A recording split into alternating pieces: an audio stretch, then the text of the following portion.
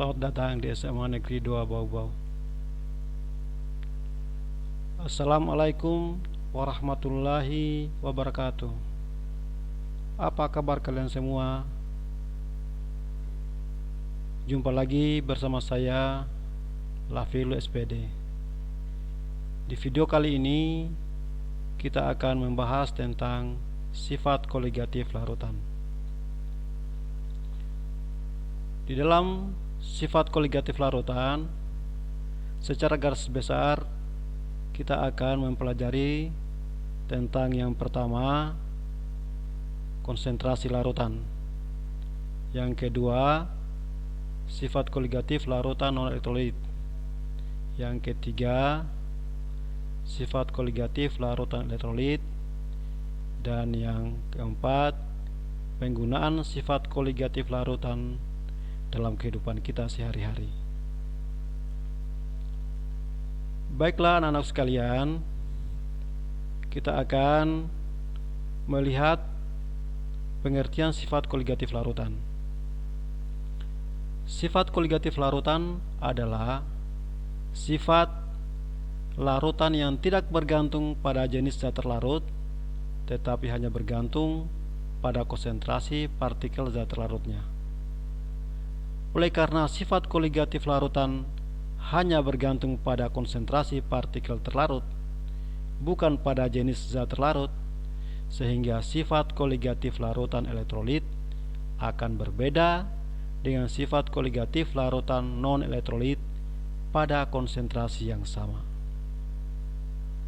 Anak-anakku sekalian, sifat koligatif larutan itu meliputi yang pertama, tekanan uap. Yang kedua, penurunan titik beku. Yang ketiga, kenaikan titik didih. Dan yang keempat, tekanan osmotik. Anak-anakku sekalian,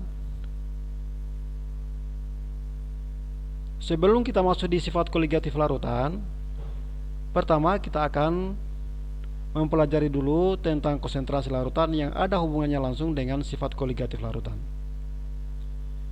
Konsentrasi larutan yang akan kita bahas kali ini, yang pertama adalah molaritas.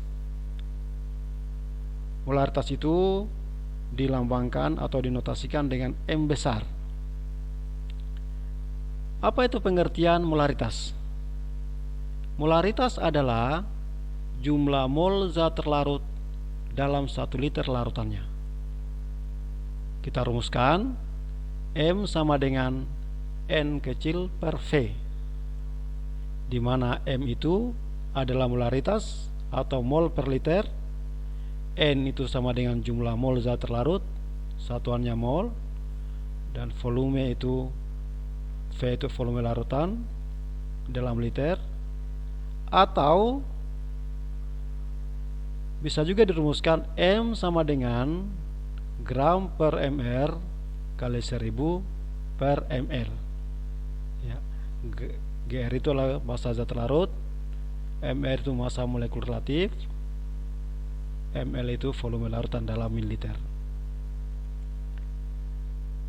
Anak-anak sekalian, molaritas larutan juga dapat diketahui dari kadar zat terlarut dan dapat dirumuskan sebagai berikut, yaitu M sama dengan 10 kali rho atau densitas dikali K per mr.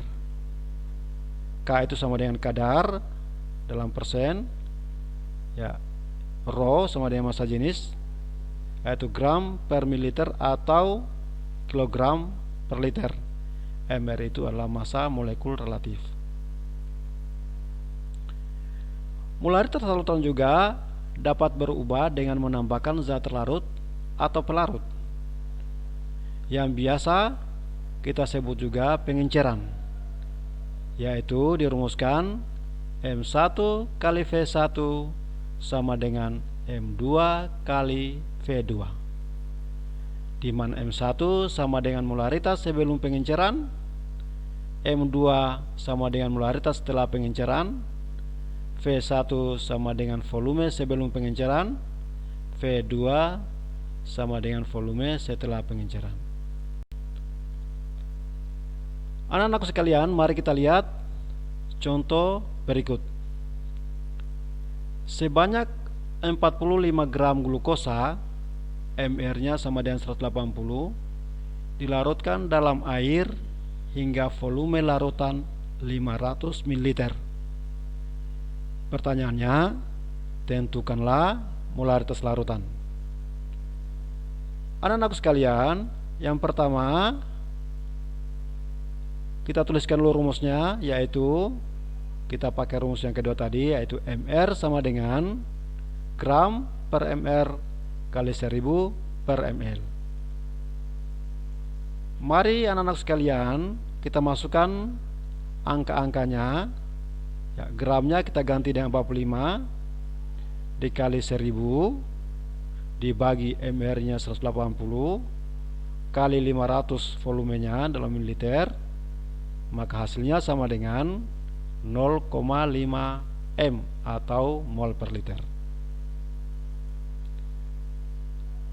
Contoh berikutnya anak-anak sekalian, bisa juga di dalam botol kita lihat tiket botol itu tertulis ya seperti ini. Pada botol asam asetat pekat MR sama dengan 60. Tertulis label 99% dan massa jenis 1,05 gram per mililiter. Berapa molaritas asam asetat dalam botol tersebut? Mari kita jawab. Ya. Tentunya anak-anak sekalian kita gunakan rumus M sama dengan 10 kali Rho kali K per MR. Masukkan nilainya anak sekalian.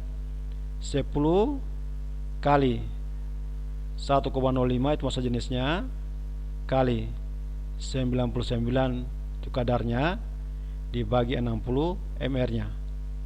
Maka hasilnya sama dengan 17,325 M atau mol per liter. Contoh yang ketiga, 250 ml larutan NaCl 0,4 M ditambahkan air sehingga volume larutan menjadi 1000 ml. Pertanyaannya, tentukanlah A. molaritas larutan, B. volume air yang ditambahkan. Mari kita jawab. Bagian A-nya. Ya, tentunya ini kita akan gunakan rumus pengenceran, yaitu M1 kali V1 sama dengan M2 kali V2. Masukkan nilainya. M1 nya sama dengan 230 ya. V1 nya sama dengan 250, M1 nya sama dengan 0,4 sama dengan V2 nya sama dengan 1000 kali M2. M2 yang ditanyakan. Berarti M2 sama dengan 250 dikali 0,4 dibagi 1000. Hasilnya sama dengan 0,1 M. Maka molaritas setelah pengenceran menjadi 0,1 molar. Tentunya anak-anak sekalian, berarti konsentrasi akhirnya menjadi lebih kecil daripada konsentrasi awalnya. Ya, bagian B-nya yang ditanyakan adalah berapa volume air yang ditambahkan. Ya, maka volume air yang ditambahkan sama dengan, yaitu volume akhir atau V2 dikurangi dengan volume awal atau V1. Berarti volume akhirnya sama dengan 1000 dikurangi dengan volume awal 250, hasilnya sama dengan 750 ml. Itulah tentang molaritas anak-anak sekalian. Kemudian kita akan masuk pada konsentrasi yang kedua, yaitu molalitas. Dinotasikan dengan M kecil. Apa itu molalitas? Molalitas atau biasa juga disebut dengan kemolalan adalah menyatakan jumlah mol zat terlarut di dalam 1 kg pelarut, atau 1 kg itu kalau kita konversi ke gram sama dengan 1000 gram. Rumusnya adalah M sama dengan N per P. N itu adalah jumlah mol, P itu massa pelarut di dalam kilogram, atau bisa juga kita gunakan M sama dengan gram kali 1000 dibagi mr kali P ya. Ingat bahwa gram itu adalah massa zat terlarut, mr itu massa molekul relatif, dan P itu massa pelarut dalam gram. Mari kita perhatikan contoh berikut anak-anak sekalian. Sebanyak 17,1 gram sukrosa, mr-nya sama dengan 342, dilarutkan dalam 250 gram air. Hitunglah molalitas larutan. Mari kita jawab anak-anak sekalian. Tentunya kita gunakan rumus M sama dengan gram kali 1000 per mr kali P. Ayo anak-anak sekalian, kita masukkan angka-angkanya, yaitu gramnya 17,1 dikali 1000 dibagi dengan mr sukrosa 342 dikali dengan 250, yaitu massa pelarutnya. Maka hasilnya sama dengan 0,2 M. Bagian yang ketiga, kita akan bahas tentang fraksi mol. Fraksi mol itu dinotasikan dengan X. Apa itu fraksi mol? Fraksi mol adalah menyatakan perbandingan jumlah mol zat terlarut atau pelarut terhadap jumlah mol larutan. Jika jumlah mol zat pelarut adalah Na dan jumlah mol zat terlarut adalah Nb, maka fraksi mol pelarut dan zat terlarut adalah bisa dirumuskan sama dengan XA. XA ini adalah fraksi mol pelarut, sama dengan Na. Na itu adalah mol pelarut dibagi dengan jumlah total mol pelarut tambah mol zat terlarut, atau Na tambah Nb. Dan apabila kita mau menghitung fraksi mol zat terlarut, berarti yang di atas ini adalah mol zat terlarut atau Nb dibagi dengan jumlah totalnya, mol pelarut tambah mol zat terlarut ya. Jadi ini anak-anak sekalian, XA itulah fraksi mol pelarut, SB itu fraksi mol zat terlarut, Na itu sama dengan mol pelarut, dan Nb sama dengan mol zat terlarut.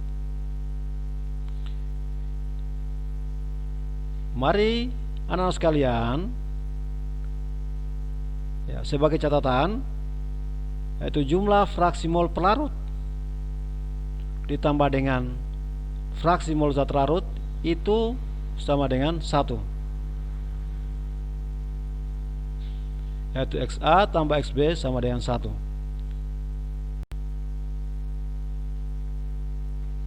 Mari kita lihat contohnya anak-anak sekalian. Hitunglah fraksi mol urea, mr sama dengan 60 dan air sama dengan MR-nya 18 dalam larutan urea 30%. Mari kita jawab.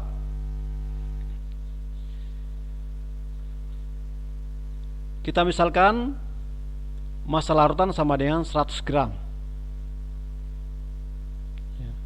Maka 30% urea berarti massa urea itu sama dengan 30/100 dikali 100 gram sama dengan 30 gram. Berarti kita bisa menghitung jumlah mol ureanya atau zat terlarutnya. Berarti jumlah mol urea sama dengan gram per MR-nya, yaitu 30 dibagi dengan 60 sama dengan 0,5 mol. Kemudian kita mau menghitung massa pelarutnya. Berarti massa pelarut sama dengan 100 gram dikurang 30 gram sama dengan 70 gram. Berarti jumlah mol pelarut atau N air sama dengan 70/18 sama dengan 3,9 mol.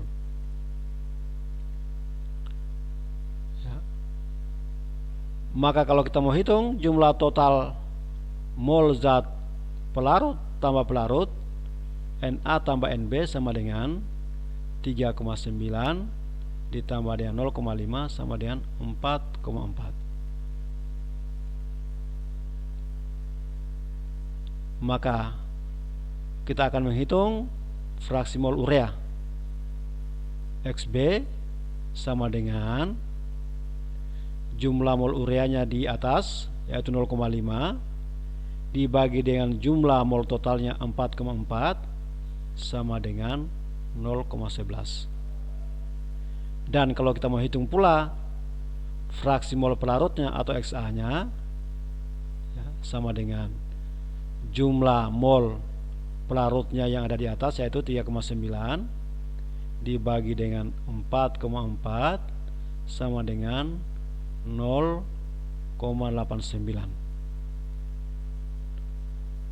Jangan lupa catatan tadi bahwa jumlah fraksi mol pelarut tambah fraksi mol zat terlarut sama dengan 1, yaitu 0,89 tambah 0,11 sama dengan 1. Contoh yang kedua, sebanyak 20 gram NaOH MR sama dengan 40 dilarutkan dalam 90 gram air.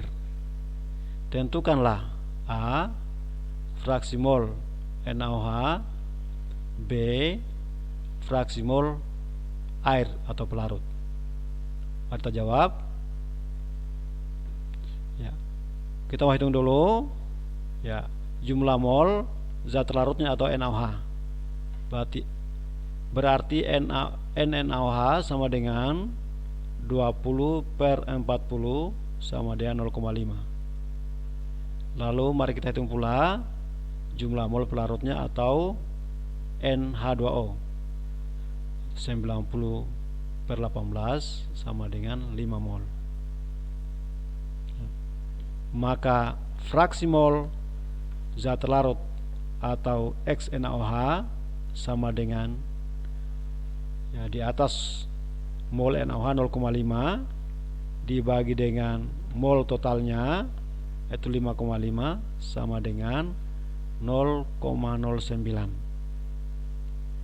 Dan untuk menghitung fraksi mol pelarut atau H2O, berarti di atasnya adalah jumlah mol pelarut 5 dibagi dengan jumlah mol totalnya 5,5 sama dengan 0,91. Ingat tadi bahwa bisa juga kita mau hitung XH2O nya setelah kita mendapatkan fraksi mol zat terlarutnya atau XNaOH nya. Tinggal kita menghitung bahwa X2O sama dengan 1 kurang 0,09 sama dengan 0,91.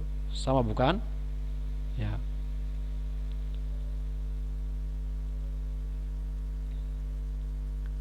Sampai sini pembahasan kita. Sekian, terima kasih atas perhatiannya. Sampai jumpa pada pertemuan berikutnya. Wassalamualaikum warahmatullahi wabarakatuh.